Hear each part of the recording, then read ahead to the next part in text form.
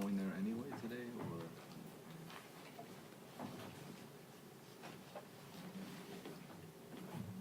I see. Yeah, I don't know what my schedule is going to be like. It's a little bit hectic, so I'll have to just follow up with you on another day, I think.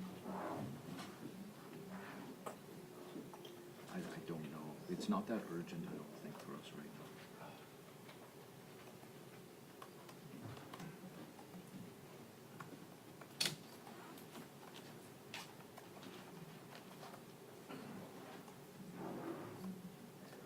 I know, like I said, it's not so much the studio for us isn't the most important thing. It's the environment, atmosphere, and the location. Yeah. Mhm. Like I said, I'm actually not really able to talk right now in detail.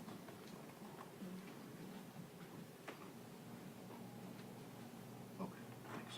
Bye.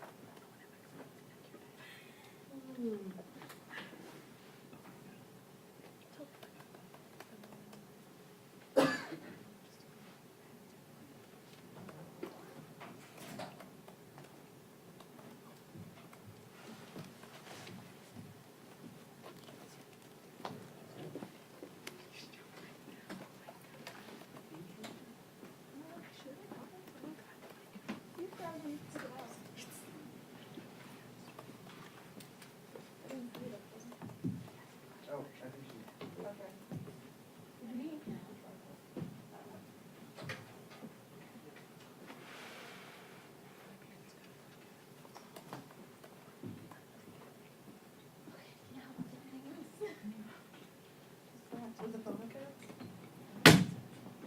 Rose, you got the phone? No.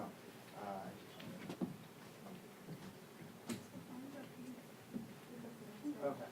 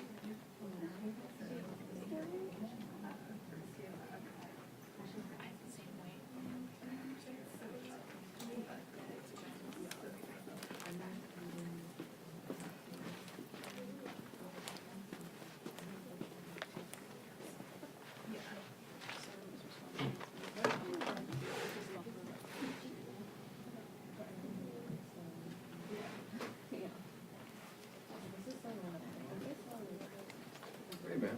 How you doing? Good. Long time. I know.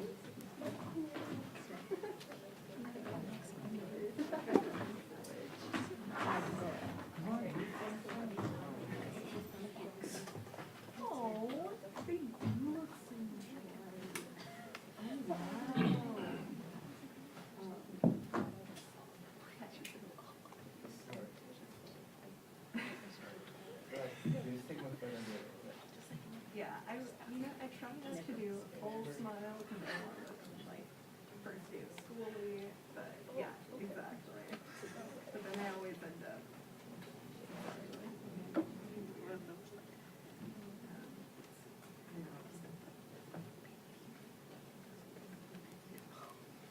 Oh wow.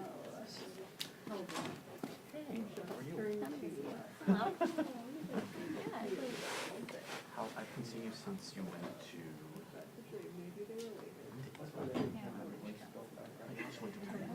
Oh, I also went to I actually woke up yesterday and was like, it's been a long time since my grandfather's already birthday. I just came back from a trip. I have nothing else planned for the rest of the year. It's fine. Because Did you see Benny has COVID? who? Benny. like, chairman? Like Oh, Jesus. Chairman, comma, Benny. Maybe they postponed it. Holy crap. Let's ask Pete Aguilar.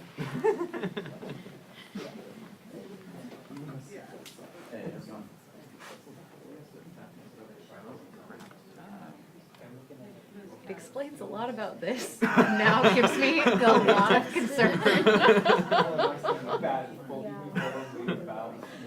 Like. Outside and bundled up. Yikes. Wow.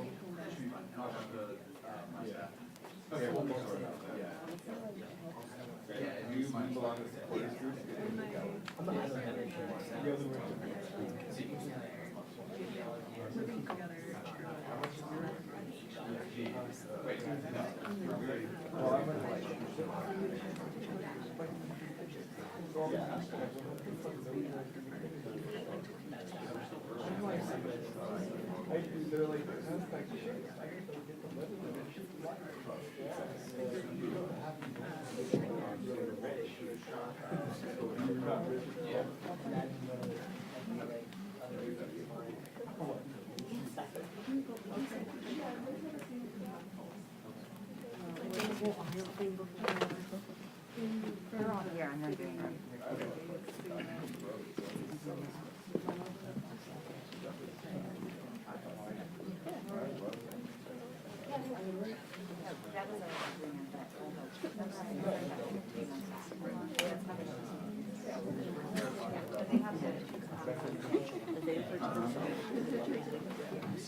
You want to sit up front? Did I really like that?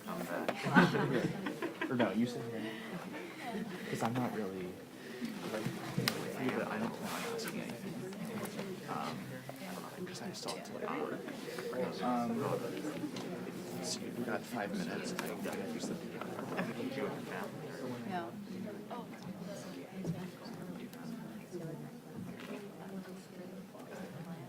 Yeah, might as well. Yeah. Well, she's just because then the husband. Heads up, everyone.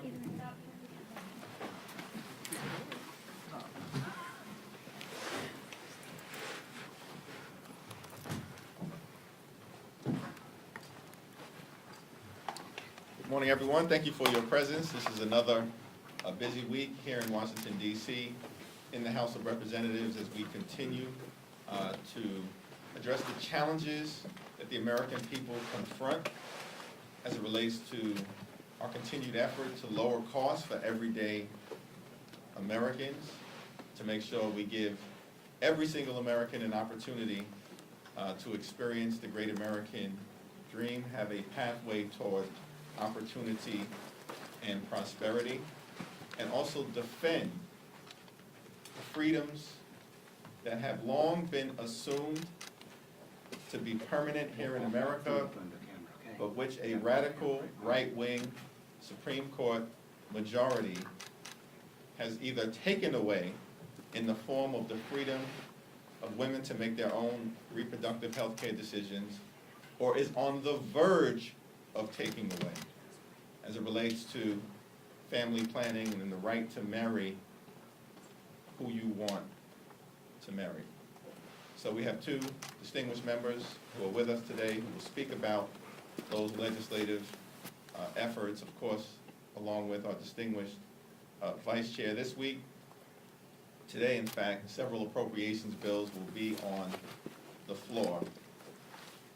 And those bills are not just pro forma pieces of legislation that we have to do as members of Congress as a matter of course.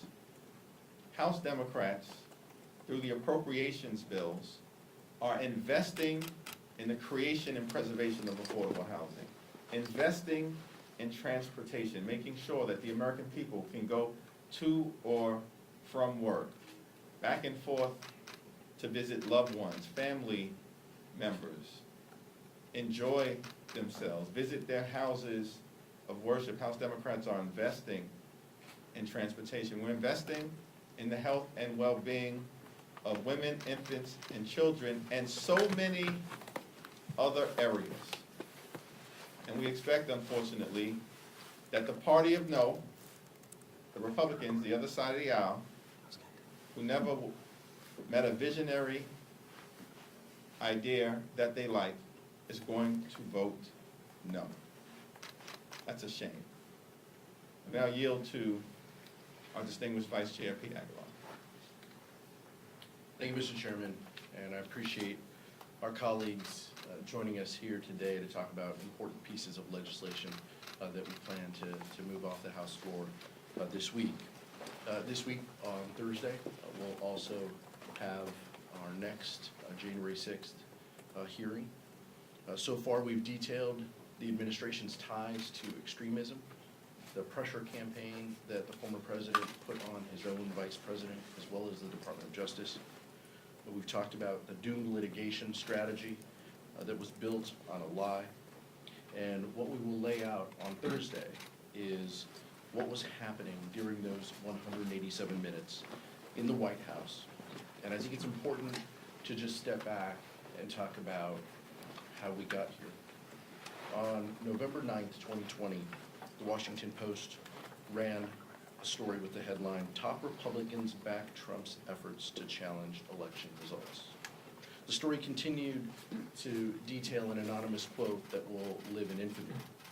And it read, quote, "What is the downside for humoring him, Donald Trump, for this little bit of time?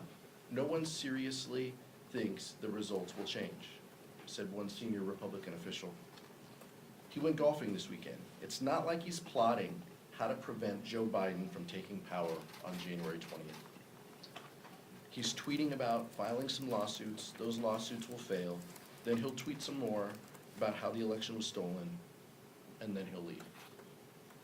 How many people followed the guidance of that letter, humoring him every step of the way? So we'll continue to detail, specifically this hearing, that failed leadership. How Donald Trump failed to take that oath seriously. And at any point, he could have walked to the press room a couple feet away and called off the rioters. The rioters that he knew were armed, that he knew were angry, and yet he pointed at the Capitol 4 times and told them to march. Those 187 minutes are much more than humoring him. The consequences we're still dealing with today. But with that, I'll turn it over to my colleague and friend, Representative Kathy Manning. Thank you, Mr. Vice Chair. Good morning, everyone. I'm Congresswoman Kathy Manning. I proudly represent North Carolina's 6th Congressional District. I'm here today to tell you about my bill, the Right to Contraception Act, which the House will be voting on this Thursday. This critical legislation codifies the right to birth control into federal law, ensuring that individuals have a right to obtain contraception services and healthcare providers have a right to provide contraception services to their patients. My bill protects the full range of contraceptive methods, devices, and medications, including birth control pills, IUDs, and emergency contraceptives like Plan B. Birth control is critically important to women's health, equality, and economic and educational opportunities. It empowers people to be in control of their own bodies, families, and futures. And almost all women use birth control at some point in their lifetimes. However, the far right is attacking contraceptive rights. These attacks aren't new. Over the past decade, Republican-controlled states like Mississippi, Texas, Louisiana, Idaho, Arizona, Missouri, and others have attempted to restrict access to birth control. Last month, Justice Clarence Thomas specifically called for the reconsideration of the right to contraception in his concurring opinion in Dobbs. Make no mistake, Republicans have heard Justice Thomas's rallying call to escalate attacks on reproductive rights. Extreme politicians are pushing fake science, falsely conflating abortion with contraception, and stigmatizing and restricting essential reproductive health care. My bill, the Right to Contraception Act, will put a stop to these violations of Americans' reproductive freedom by working proactively to safeguard birth control. Let me be clear. We are working to protect women's right to control their lives. Our opponents are working to take women's rights away. I look forward to passing this bill to protect women's rights across this country. And I yield to Representative David Cicilline. I yield to my friend and colleague, Representative David Cicilline. Thank you. Congresswoman Manning. Good morning. I'm delighted to be here at the invitation of our caucus chair and vice chair. And to say first that I'm proud that the Democratic Party and the Democratic caucus is responding swiftly to the sort of anti-freedom, far extreme Supreme Court that is committed to really taking away freedoms that Americans have enjoyed for a very long time. Access to abortion care, access to contraceptions, and even access to marriage, the institution of marriage and marriage equality. And so we don't have to wonder if that's the Supreme Court's plan, because we saw in Justice Thomas's concurrence specific reference to Obergefell and an urging of the court to revisit the substantive due process cases that recognize those freedoms, those rights for all Americans. So later today, the House will vote on H.R. 8404, the Respect for Marriage Act. These are economic issues because, as in family planning, a marriage status confers all kinds of economic benefits in tax policy, in buying insurance, in securing a mortgage. So these are important to LGBTQ families. People build their lives, married families build their lives together, knowing that the government will respect and recognize their marriages. However, same-sex couples all across this country are worried about the future of their marriages because of the Supreme Court's decision in Dobbs, and in particular, Justice Thomas's alarming and extreme concurrence where he calls for the court to revisit seminal substantive due process cases, and specifically, as I said, calls out Obergefell. The Respect for Marriage Act will create stability and certainty for families worried about what the future may bring. Specifically, the bill does three things. It's a very simple bill. It corrects Congress's grievous mistake by repealing the so-called Defense of Marriage Act that the court essentially ruled unconstitutional, and that recognized marriage equality, something we have a responsibility to do. When something's unconstitutional, we should remove it from our books. And it has to be repealed, and that's the first thing that the Respect for Marriage Act does. The second is the bill establishes a definition of marriage in federal law to ensure that for federal purposes, valid marriages, including same-sex marriages, have equal status to any other valid marriage. So it recognizes a definition of marriage for federal purposes. And finally, the bill prohibits any person acting under color of state law from failing to give full effect to an out-of-state marriage based on sex, race, ethnicity, or national origin of the individuals involved in the marriage. And it provides the Attorney General of the United States with the authority to pursue enforcement, and it creates a private right of action for any individual harmed by these actions. And this is really existing law. You know, if you're married in one state, it's recognized in all the other states. This will ensure that marriage and access to marriage is not denied based on sexual orientation, race, gender, ethnicity, and it will ensure that if you are married in a state lawfully, it must be recognized by the remaining jurisdictions. And by passing this law, we will make certain that those Americans who have settled their lives and ordered their families around a recognition of marriage equality will continue to be ensured that those marriages will be respected. I want to thank Chairman Nadler of the Judiciary Committee, Chairman Jeffries, the chair of our caucus, who were instrumental in crafting this bill, and look forward to its swift passage in the House. Thank you, Chairman Cicilline, for your leadership in a whole host of areas, including, of course, antitrust reform, in particular as it relates to the Respect for Marriage Act. Thank you, Representative Manning, for your tremendous leadership in defending the right to contraception. I have two questions. The first for Vice Chair Aguilar, if you could talk a little bit about the impact of the former president now saying that he may announce his run for re-election at some point in a matter of weeks, if that impacts the work of your committee. And then the second question that I have is for both of you. You referenced that gay marriage is an economics issue, abortion is as well. How are Democrats going to better tailor their messaging to making clear that these two issues are actually economic issues, especially given the midterms? Economics is a top concern for voters. Yield to Pete first. My answer is quick. I want my colleagues to have the time that they need to answer that. The answer is no. The committee can't weigh what the former president's political calendar may or may not be. Our responsibility is to seek the truth, to chase the facts, and to make sure we tell the full and complete story about January 6th. Just one follow-up, though. I know that the chairman yesterday said to me that you guys were going to do a scaled-back version of the final report and then a final report in the fall. Are you guys taking the midterms into consideration at all in terms of when you release those things?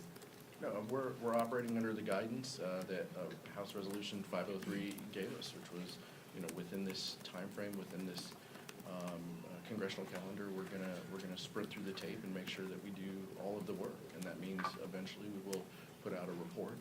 There may be pieces and components that become public before the final report, but we haven't set to a specific timeline and calendar, and as the vice chair and chair have mentioned, we're still continuing to gather evidence, and that's why we can't commit to a final hearing at this point either, because evidence continues to come in, and we have a responsibility to the investigation and to make sure that we are as thorough and complete as possible before the final report comes out. Thank you. I would start by saying, the Democrats have worked very hard to respond to both a serious public health crisis, the pandemic, as well as the economic devastation that flowed from that. And that ranged in everything we did in the American Rescue Plan, in the President's infrastructure plan. All those things addressed the economic challenges that families are facing and provided help with childcare and direct financial, survival checks to families, help to small businesses. So a lot of the work we've done has really responded to the economic crisis that followed from the pandemic. It's important to note, almost no Republicans supported any of those efforts to help working families and small businesses in this country navigate through this deadly pandemic. And so that's the first thing. We're going to continue to repeat that message of the work we've done to help people survive, and to keep their jobs, to keep their small businesses open. But it's also important that people understand there's one party that's fighting hard to protect democracy and freedom in this country, and there's another party that is not. The extraordinary work of the January 6th Commission is an example of that. Literally, people continuing to promote the big lie and undermining the effort to get to the truth and hold people accountable. But also the freedoms that we all take for granted. The freedom to marry, the freedom to access contraceptive, the freedom to access full reproductive health care, including abortion services. Those are under attack. And we are going to be the party that's fighting to protect freedom and the freedoms that the American people enjoy today. And there's another group of people that are trying to take those freedoms away, or at the very least, are unwilling to stand up to protect those freedoms. You're going to see that in a vote today. You're going to see it in a vote on contraception. You saw it already on the Women's Health Protection Act. So that's an important part of the message we're also getting communicated. We're addressing the economic issues. We're also addressing protecting these freedoms. And finally, all of these issues are connected.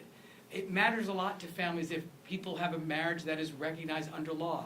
You get lower insurance rates. You get tax benefits. You get access to mortgages. There's lots of benefits. We have lots of policies that favor marriage. And if you deny a whole group of people access to that institution, they're going to face higher costs. So this is an economic issue. You don't have to convince people who are members of the LGBTQ community there are financial implications to being married. We know that, and I think the community is going to see there is one group of legislators who are fighting hard to respect and protect their marriage, and there's another group of people who are not willing to do that. When it comes to birth control and the economic impact of having an unwanted pregnancy, I think women all across the country, no matter where they live, no matter who they are, no matter who they voted for, they understand the economic burden of having an unwanted pregnancy. It can interrupt their education. It can interrupt their ability to perform their job. It can result in added family members that they have to figure out how to support. So I think once the American public understands that extreme Republicans are trying to take away their right to use birth control, the argument will make itself. So last week, President Biden announced that he would be taking steps to take executive action on climate change. Are there any other areas that you want to see the president take action on, and how far do you want him to use his limits of executive authority, given some of the constitutional limits that he does have, as some of these issues remain in stalemate over here? Well, there are big challenges that the American people face, and we continue to address those challenges, as David indicated, both in terms of crushing the virus, the public health pandemic that we are continuing to fight our way through, but we've made tremendous progress leading with the American Rescue Plan. The economic challenges that the American people confront in terms of rising inflation, and the other expenses. We're going to continue to work to lower costs and to make sure that we stand up our, manufacturing base here in America, particularly as it relates to high-tech manufacturing and chips. That's legislative work that we continue. And of course, in defense of freedom, as Representative Manning and Representative Cicilline have indicated, we're leading the charge in that regard, and in keeping the American people safe from the rising epidemic of gun violence. So there's a very active legislative agenda. President Biden is very engaged in that effort, both in the House and the Senate. In terms of whatever executive actions they may feel is necessary to take, we'll address that as it comes down. Chairman. It was about a year ago that you all embarked here on the House side to put together Build Back Better. You all described that whole process as one that was, family growing pains at times. We saw it get done, but we've also seen it dramatically scaled back, including what we saw last week with Manchin saying, it's just going to be prescription drugs, it looks like, also expanding the ACA subsidies. And similar things have happened on the USICA, the CHIPS bill. You all trying to beef it up, and it just gets whittled down. And I'm curious how you all, leaders, are trying to make sure that a lot of House Democrats, of course, feel frustrated that that's happened, seeing a lot of things undercut in those ways. How are you all trying to make sure that the perfect isn't the enemy of the good with some people who really may want to vote against these bills because it's not what they initially wanted? Well, I'll let the other members address it as well, but I'll just simply say, from my standpoint, I think the overwhelming majority of members of the House Democratic Caucus have one standard. It's a meaningfulness standard. Will the legislation that comes before us meaningfully improve the lives of the American people, their health, their safety, their economic well-being? And if in fact the legislation does that, it will have 218 votes.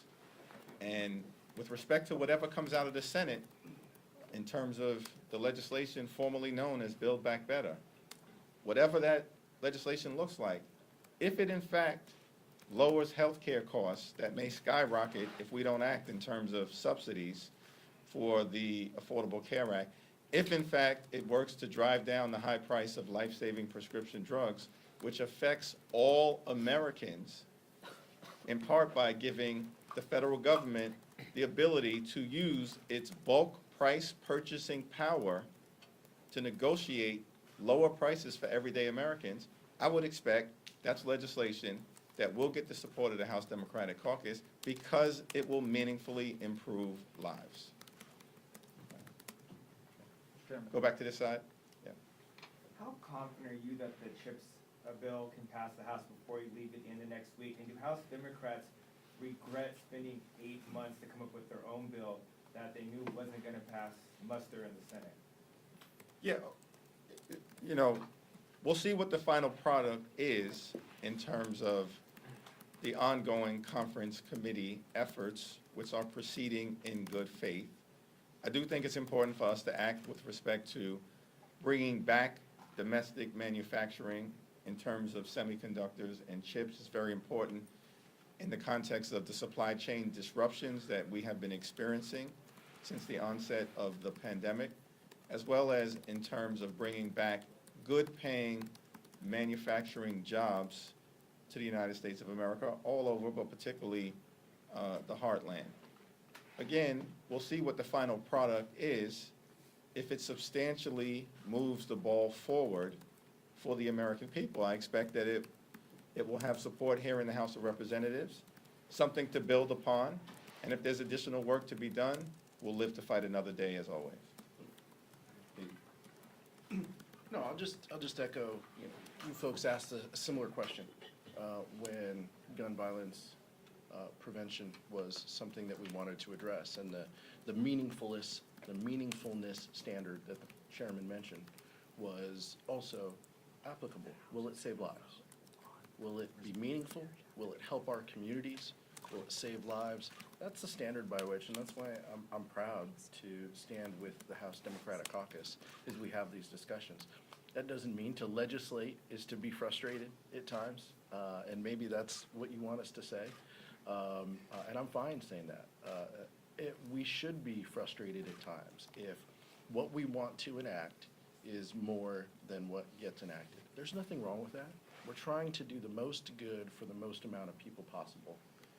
But if that isn't ultimately what becomes law, but it passes the meaningfulness standard, it helps us save lives, help our communities, drive down prescription drug costs, drive down the cost of the Affordable Care Act. Those are things that all of us are going to hold hands and support. And that's what I would expect out of the House Democratic Caucus. I actually have a question for Mr. Aguilar, sir. Up including yesterday with Chairman Thompson, I have other ones. Up including yesterday with Chairman Thompson, Mr. Schiff on Sunday on one of the shows, you all keep saying, your committee keeps saying, we have not ruled out subpoenaing former Vice President Mike Pence. My question for you, sir, is why haven't you ruled him in? He's got a unique perspective from being in this building. Why is it not just off, not only not off the table, but why is it not on the table? It isn't off the table.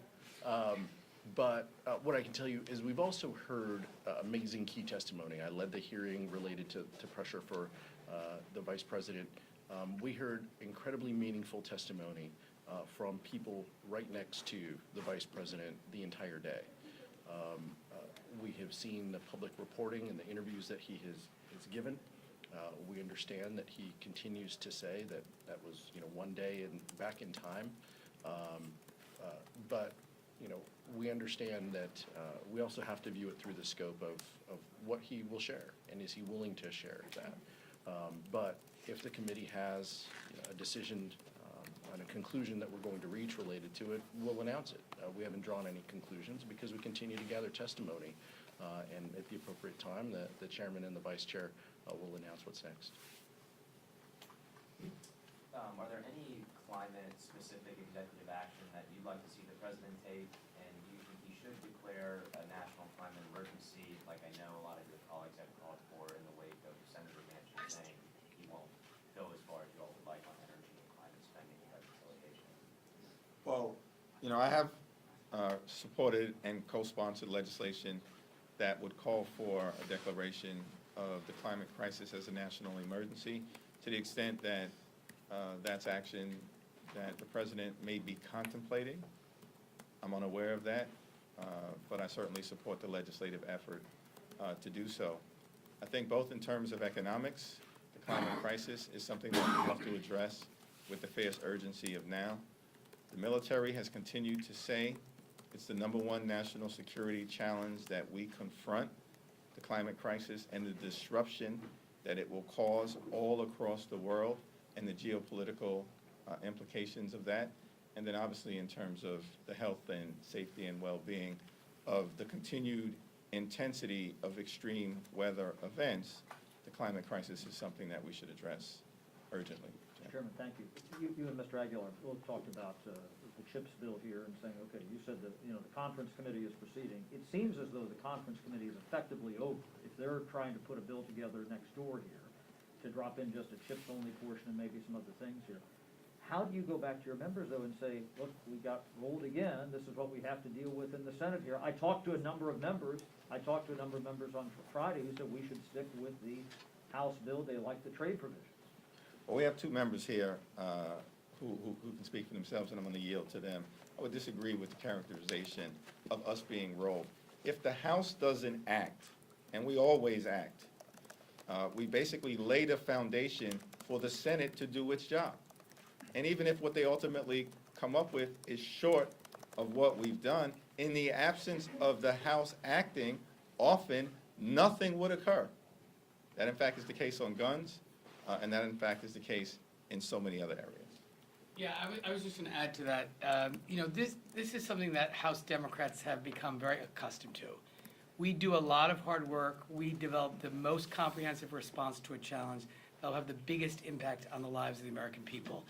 And then we recognize that there's a set of rules in the Senate that are going to produce a different result. But we will continue to put before the Senate the most comprehensive, the most effective response that's going to make the biggest difference in our economy, in the lives of working families, in our climate, in gun safety. We understand the reality that the Senate requires 10 Republicans to join them most occasions. And sadly, that means they're not going to do as much to help the economy or the American people or respond to gun violence. But if it were not for the House action on many of these issues, I don't think we'd see any Senate action. We're trying to shape the final outcome of a bill and have the biggest, most impactful, most significant response to the challenge. That's what the Democrats do. We've become accustomed to, unfortunately, we don't just get what we want. We have to go through a legislative process, and that requires 10 Republicans in the Senate. But don't underestimate when people say, like, how do you, reconcile with not getting everything you want? Because we recognize the rules in the Senate are different. We're going to continue to present and fight for and pass the best piece of legislation we can on behalf of the American people. And then it's on the Senate to decide what they're going to do with it. But I'm very proud to be part of that effort. We have to keep making our case by sending the gold standard on every one of these issues to the United States Senate. All I can add is that, as one of my colleagues recently said to me, this is what it means to govern, and governing is hard. And if we can get important things done for the American people, things that help the people in my district, I'm happy to be part of this governing process. Last question. Back, yeah. Two quick questions, one for the Vice Chair and one for you. Mr. Vice Chair, just with respect to the committee, obviously Chairman Benny Thompson revealed that he has COVID and he's instructed the committee to move forward, but do you think that will have any impact on Thursday's hearing? And also, can you confirm if the committee has received those text messages yet from the Secret Service? I can't confirm any evidence that we have in our possession. Look, I want Chairman Thompson in every meeting, in every room, not just related to January 6th. He's a proven leader who is helpful in every regard, and just his style and his leadership qualities are great in every room, as the chairman and I know. But look, we're going to continue forward. That's what he's asked, and that's what we'll do. We'll continue to refine the script and make sure that the hearing goes off without a hitch. That's what we plan to do under the leadership of Adam Kinzinger and Elaine Luria. We'll guide the hearing forward. And then just very quickly, Mr. Chair, this is just a procedural question. With respect to whatever comes back from the Senate on this slimmed-down reconciliation package, do you anticipate the House is going to have to come back in August if it clears the Senate to vote on it? That's a Steny Hoyer question. That's above my pay grade. Thank you, everybody. Thank you. Okay, so.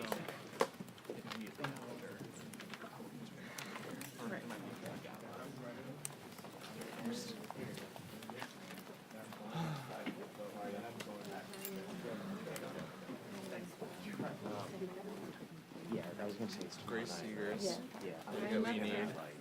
Did you get what you need? More or less. Yeah. This is Kayla. She's Hi. my fellow. Hey, I'm Grace. Nice to meet you. Nice to meet you as well. I had a call, so. Oh, okay. You don't want to. You're not covering the Republican. I mean, there are also votes to go to soon. No, I know. That's true. Whatever. But no, I am not. Well, they're at 11:30. That's sweet time. Whatever. Go do your call. Loving it.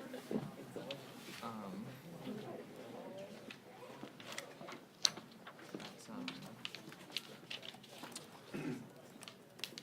sorry. You're so soft-spoken. I know. It's an interesting little buddy comedy between the two of them, because, yeah, Aguilar, very soft-spoken guy, just like, yeah, we can't be doing that,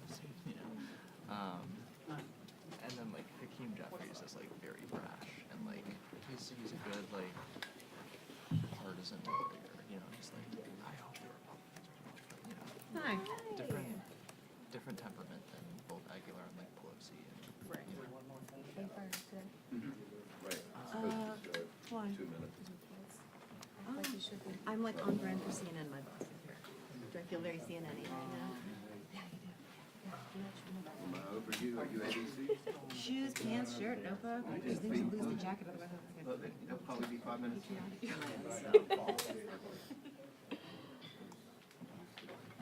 actually have an interesting opportunity for you. Good, hey, Well, you're covering this, right? I guess so. I think that should be your thing that you're covering today. I mean, Yeah. since it's not my. That's kind of what I was thinking. Because, yeah, like, it's going to be a whole day of this. Yeah. I mean, there's a lot of stuff going on up here, obviously, but, like, Respect for Marriage Act, like, I think if you wanted to cover the House side of this in particular, be good. Yeah. Like, the final headline for this, I think, would be something along the lines of like,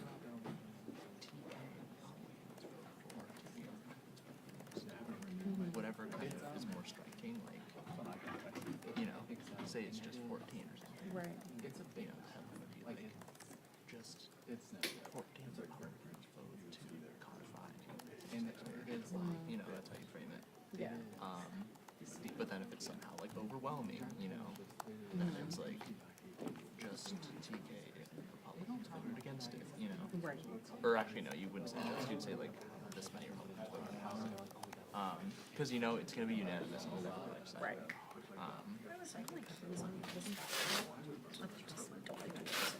Really? Is that your work laptop? Yeah. I don't know.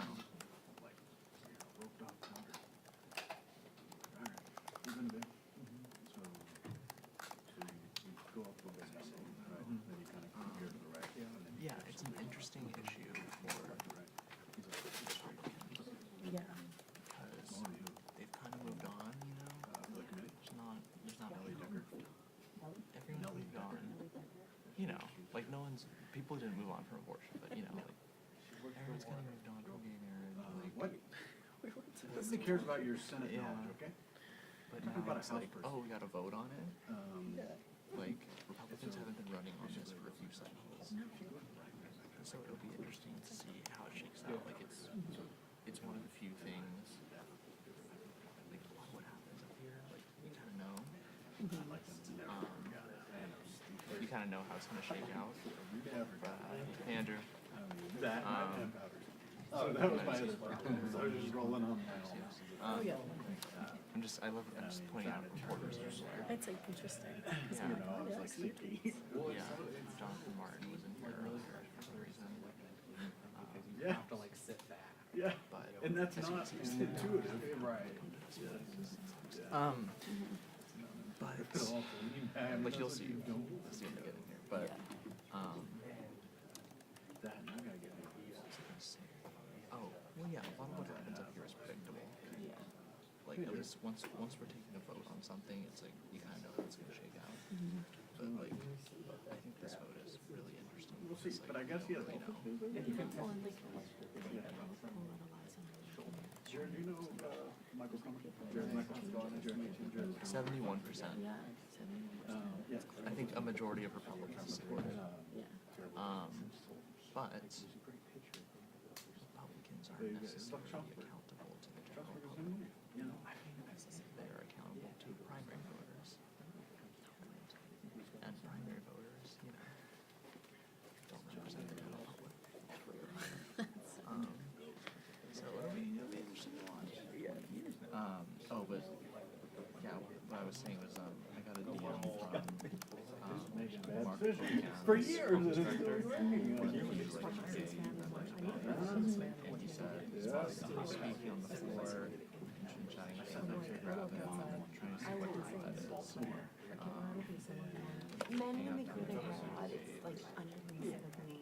I need to ask him what he means by this, but like, I think we could have you talk to him. Yeah, that would be Yeah, because I don't think everybody, I mean, I can come by with you if you want me to, but like, I'm sort of trying to do other stuff. Yeah, I mean, What brings you up here today? Hey guys, how are you? What's that?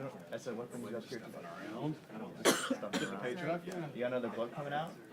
TBD. Okay. Right, exactly. It's like Josh Hamilton. Josh Hamilton. Yeah, that's the thing. He should have. my stomach was growling during that, and I was like, I know that my body was because it was like right on my stomach. I'm gonna be listening to Otter later. It's just gonna be. Oh. Does well for the game? Or was it just a derby? Everything's been ever. No, ours was Martin Perez. Right. So. I was making a point. Oh. No, like, we have a whole day to work on it. Yesterday with, I think trying to talk to some Republicans about how they plan to vote would be interesting. Yeah. Because then like in the final thing, you can say like, you know, this is X long ago, they were voting, or told the insider that they were voting yes and or no because X, Y, and Z. Anyway. Yeah, there's no variance.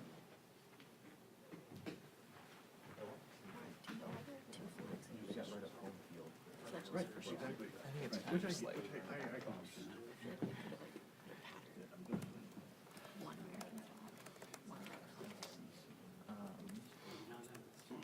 yeah. Just by expert interior design. You know, although here's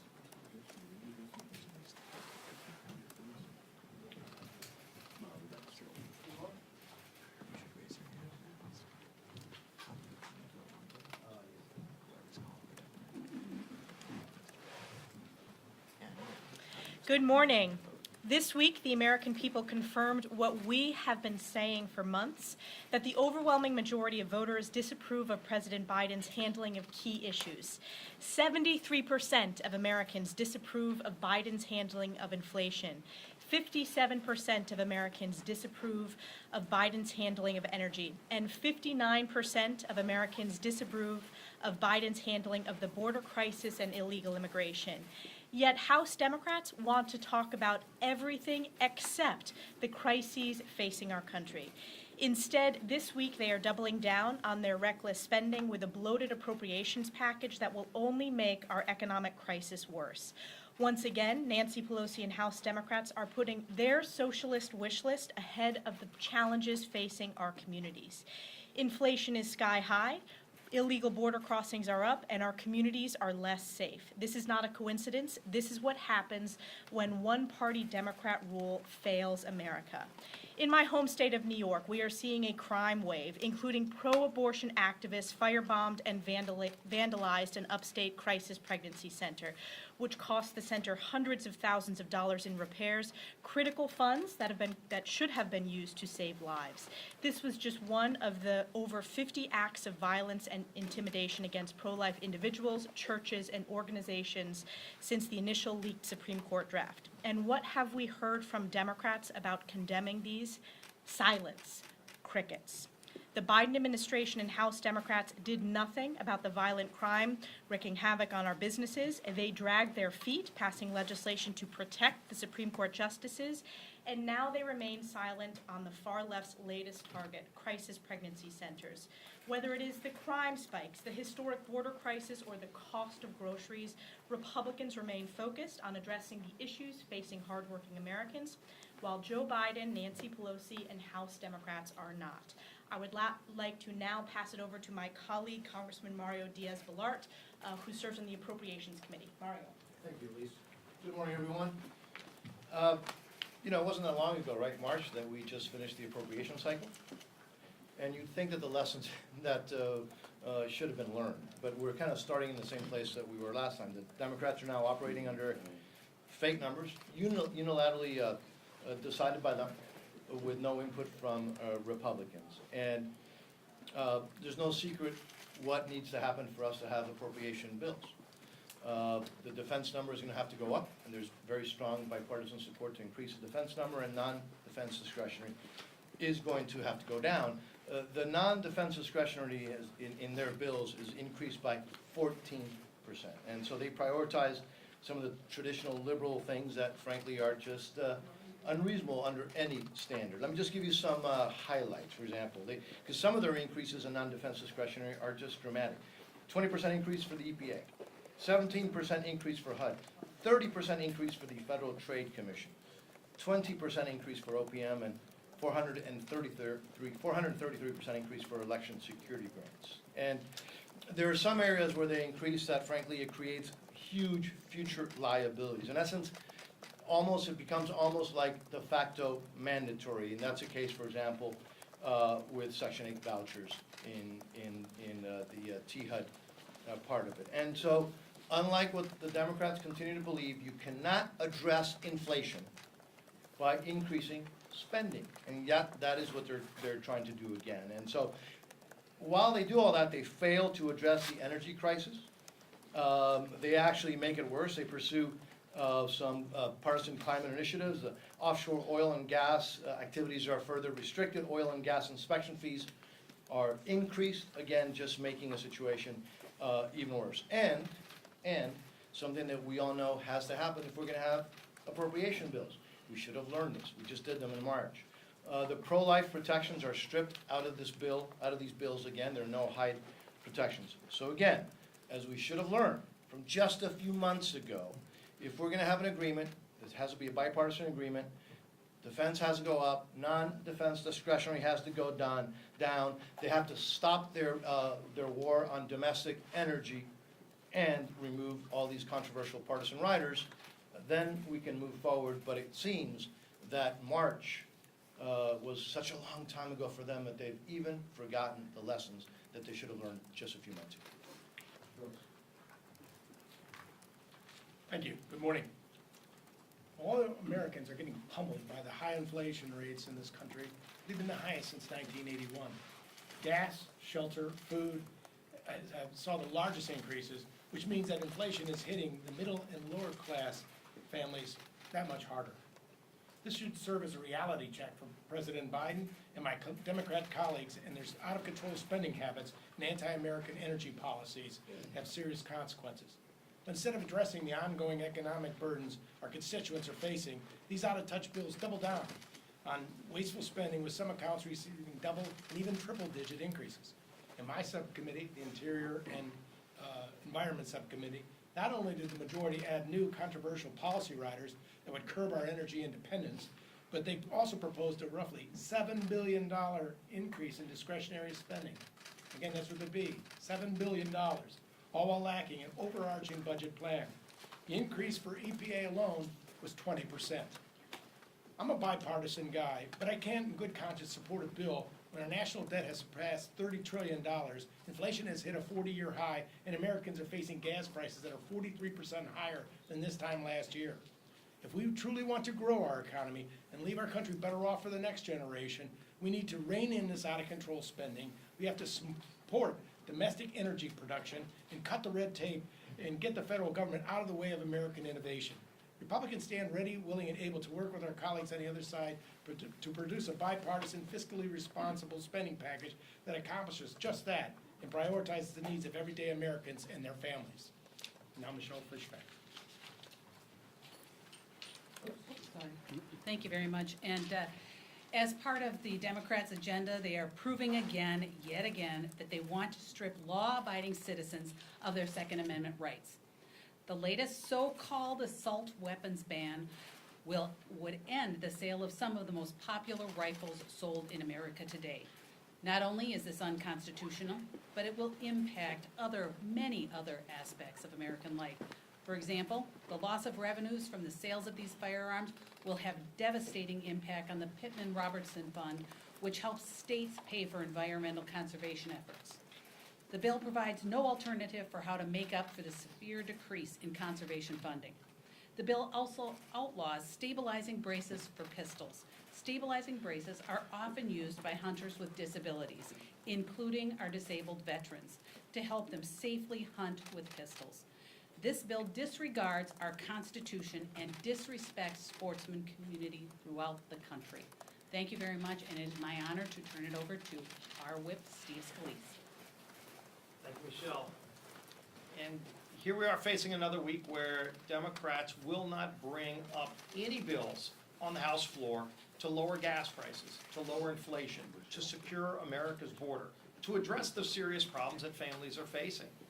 You just saw over the weekend, Joe Biden came back from Saudi Arabia. Hat in hand, he goes over there begging them to produce more oil. You had the French President Macron telling him that the answer was going to be no. Yet he flew Air Force One 5,700 miles over to Saudi Arabia just to be told, no, they won't produce more energy, when he could have just stayed here, where the answer would have been yes. We've got all the energy that we need to meet America's needs and our allies around the world, and it's Joe Biden who keeps saying no to American energy, as he begs foreign dictators to produce the oil that we need to meet our demands. That's why families are struggling under an 88% increase in gas prices at the pump. That's how much more families are paying today than when Joe Biden became president, 88% more. But what are they bringing to the floor this week is, Mario and my other colleagues talked about a massive increase in spending.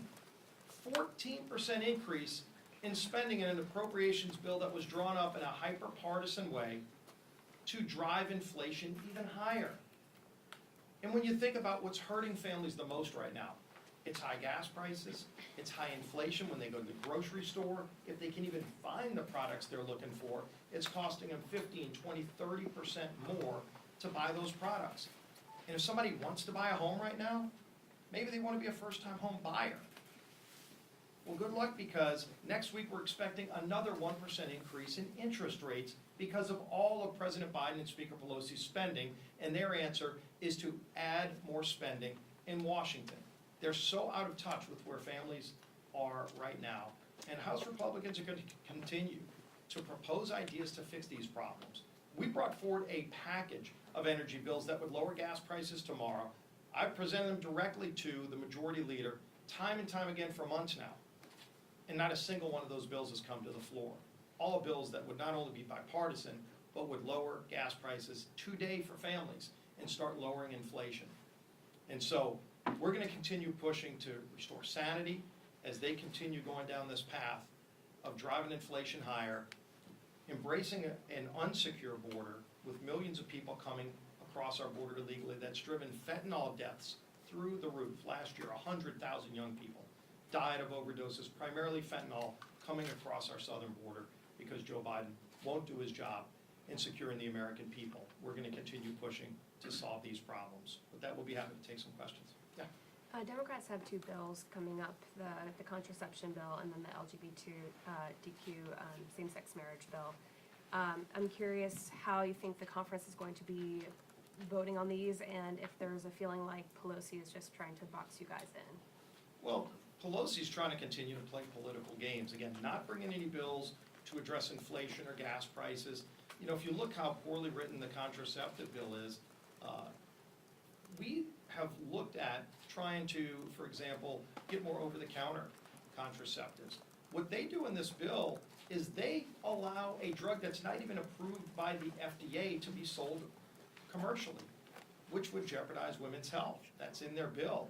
You see groups like National Right to Life and Susan B. Anthony oppose it because of concerns over abortion drugs. So again, they're not trying to address what are real problems. They're going to create more problems if they actually allow drugs that aren't even approved by the FDA to be sold under the term contraceptives. That is what's in their bill. So do you think that Republicans are going to be voting for these bills? Do you expect like a We just got the bills really in the last couple of days, so I think our members are looking over it right now, and we're going to be filing a motion to recommit. I know Catherine McMorris Rogers with Energy and Commerce Committee, these bills didn't go through committee, but she's got a number of things she's been working on, I know, on the contraceptive bill.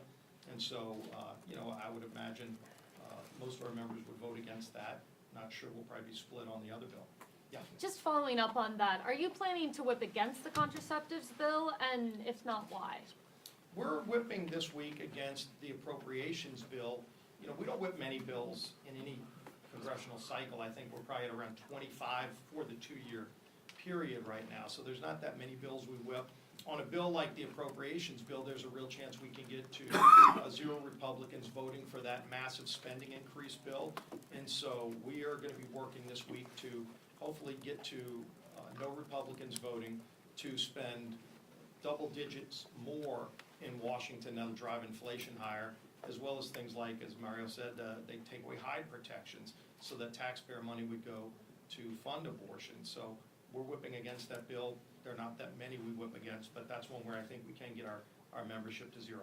Last question. You said you expect your caucus to be split on the gay marriage bill. I just want to drill down on that a little bit. Do you think there are potentially dozens of Republican votes for that? Oh, I don't. Every member obviously is going to have to make their own vote on that. We just got the text recently, so we'll see. Yeah, last question. What's your view, the conference's view on what's emerging out of the CHIPS bill in the Senate? Yeah, the concern we've had on that is that they're trying to shift the spending into the mandatory side.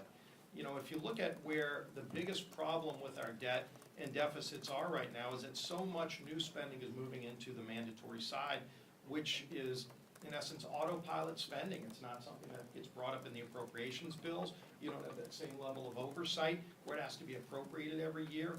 And it just continues to add to the deficit opposed to us setting priorities and saying if something's going to be a priority, like bringing more chip manufacturing into the United States, shouldn't we debate how best to do it? And the example I love using is the 21st Century Cures Act, where Congress came together, and this was in a Republican majority, where we said we want to put real effort into curing major diseases like cancer, Alzheimer's, ALS, where the focus wasn't there at the FDA and NIH, and we wanted to put an extra $2 billion there, but not just printing money and adding to the deficit. We actually took that money from other places where it wasn't being spent in as high of a priority area, and we moved it into that area where it's actually, we made dramatic reforms to the FDA along the way too, and it's led to real cures for diseases. It actually set the groundwork for the 3 different proven and effective vaccines for COVID under President Trump's Operation Warp Speed, because we made reforms, but we prioritized existing dollars to do something that we felt was important. Just this idea that you add 30 plus or 50 plus billion dollars in new mandatory spending when it's mandatory spending that's driving our debt, but also driving inflation to record highs. That's something that they should reconsider on the Senate side. We'll see what they end up doing. Thank you all. We'll see you on the floor.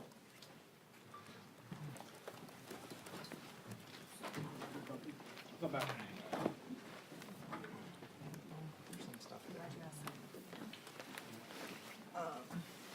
Yeah. Wait, you did or? No. Oh. Yeah, no, I mean, it's.